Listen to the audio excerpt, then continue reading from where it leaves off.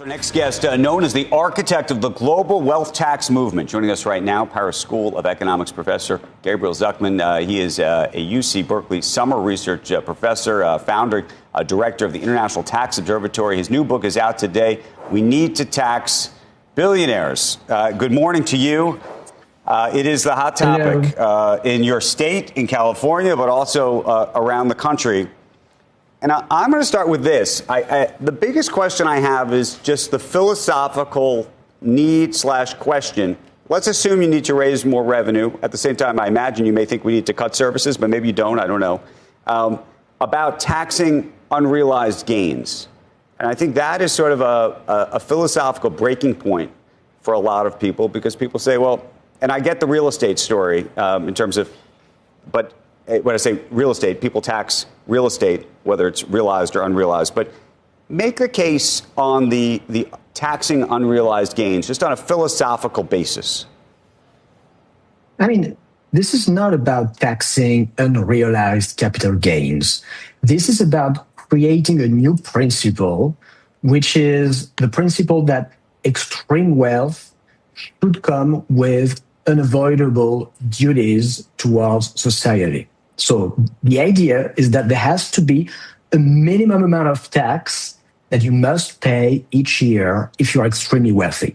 And we can debate what it means to be extremely wealthy. I've proposed $100 million, but that's the basic idea. There has to be a floor. And it's an idea that I think everybody can agree with. And so then the question becomes, how do we compute this minimum tax?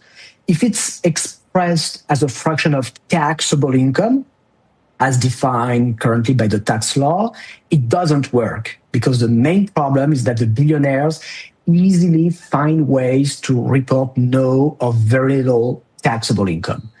Hence, the minimum to be effective has to be expressed as a fraction of wealth.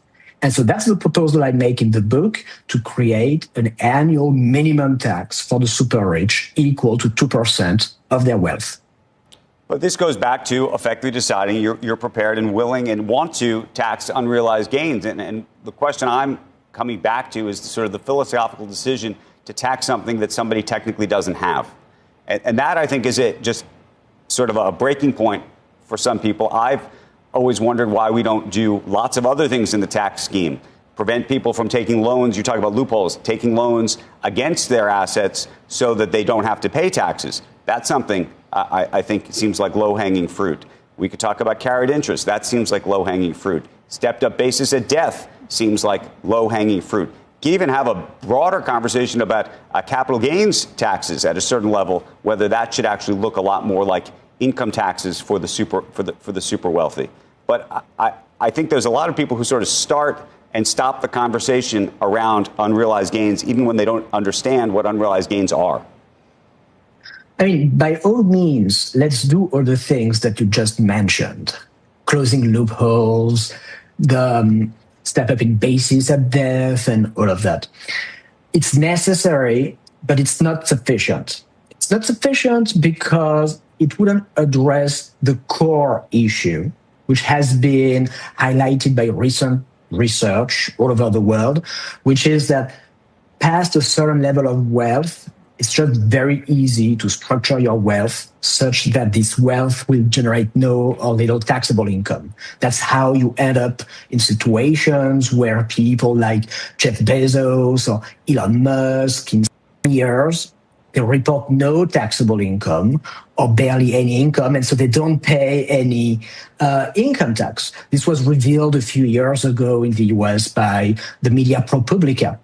And so the solution is not that the solution I'm proposing is not to tax unrealized capital gains in the sense of taxing the increase in the value of your wealth from one year to the other. Gabriel, it's something much simpler.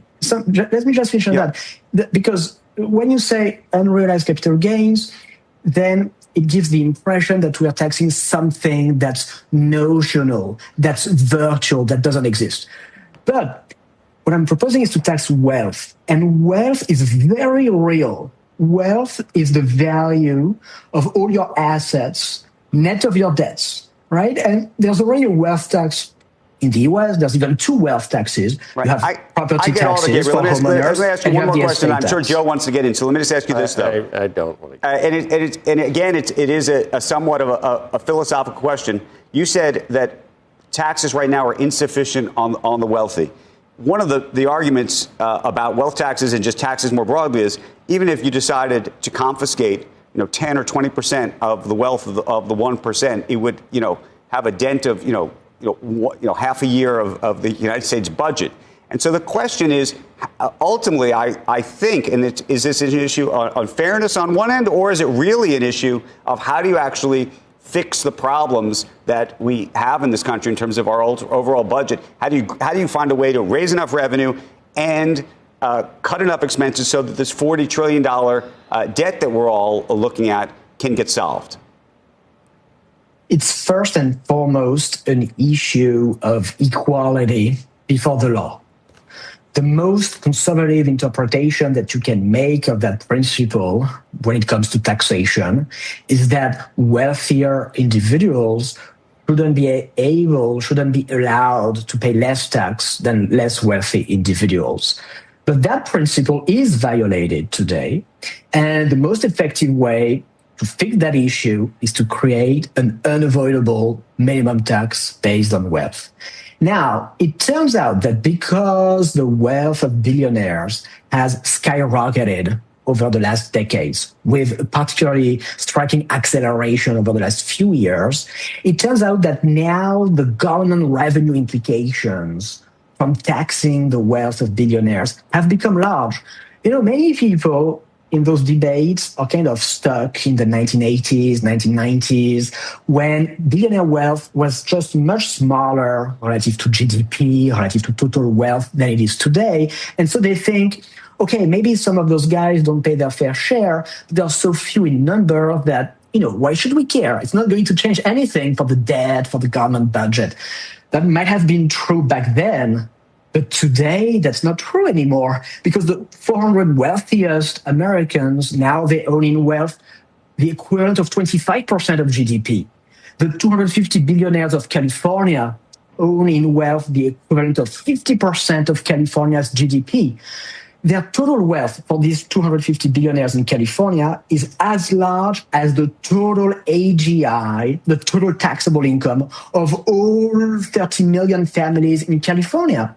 So now, you can get more money by taxing everybody with the income tax or just 250 massively undertaxed billionaires. That's the situation today. You keep dodging the key issue is that it's not going to solve our problems. And all you just highlighted why there should be punitively a tax on success. I guess it even sounds like it's a zero-sum game, and the wealth that they've created is taking food and dollars out of people that don't have a lot of wealth. None of it.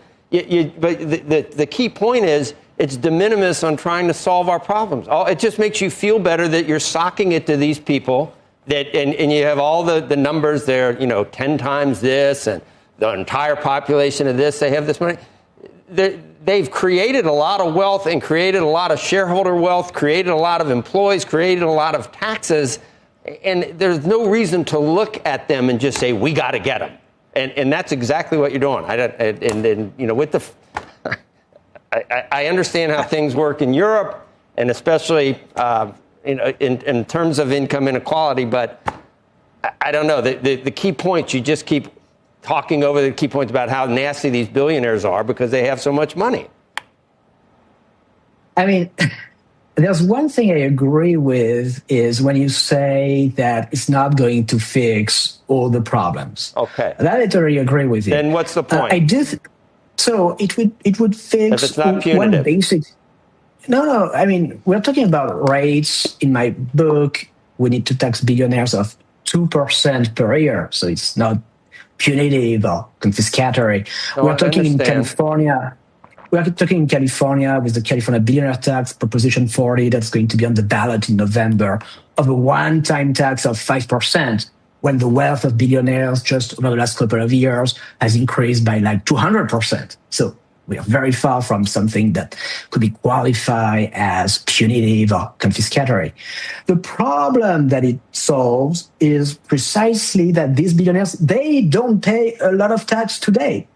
They don't pay a lot of tax because for them, income, taxable income is just not the right indicator of the ability to pay taxes. So it's fixing that problem. And you might say, well, it's not a big problem. We don't care.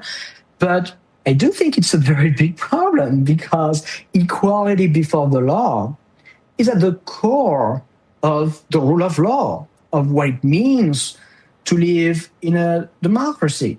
And also, if you don't fix that problem, if you allow some people to live tax-free in their own parallel society, what does this generate? It fuels the rise of wealth concentration. Because, of course, it's easier to accumulate wealth when you don't have tax to pay.